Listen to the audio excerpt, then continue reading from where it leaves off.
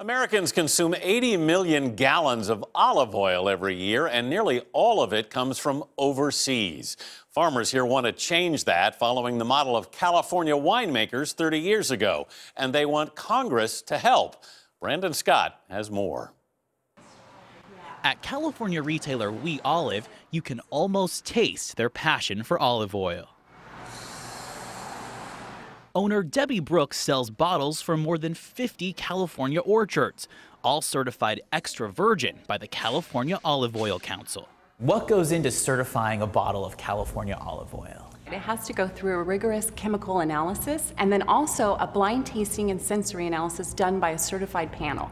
Extra virgin olive oil is really the highest quality, least processed oil. Every bottle on these shelves comes from California and producers like Vincent Ricciuti, whose family owns a 400-acre farm in the Central Valley.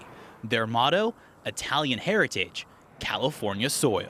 We saw that 98% of the olive oil that was consumed here was imported from other countries around the world. We saw the opportunity to really grab a hold of that market. Olive oil is produced domestically from Florida to Arizona, but the majority of U.S. olive oil comes from California. These producers are trying to tap into a U.S. market that consumes 80 million gallons a year, but nearly all of it is imported from Europe, with just 3% of sales going to domestic producers.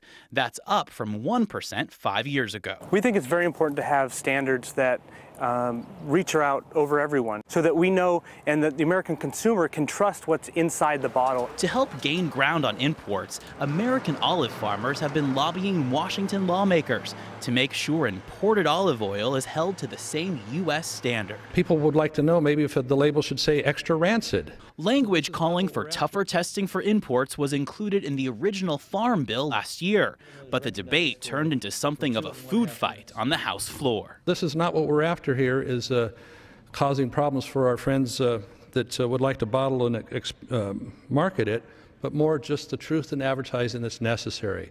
The battle pitted congressmen from California who represent farmers against those from New York who represent importers. There's always going to be a problem in every industry, but this is nothing more than a multi-million-dollar earmark. In the end, the importers won, and language requiring stricter standards was removed before President Obama signed the bill into law earlier this month. When those standards were taken out of the Farm Bill, did that feel like a defeat? Yes. Definitely. That was a hard one to swallow, but we're not going to stop. Domestic olive oil companies point to a 2010 industry-funded study at the UC Davis Olive Center, which found 69% of imported olive oils were mislabeled extra virgin, compared to 10% of those from California. Those numbers are disputed by members of the North American Olive Oil Association, which certifies their imports.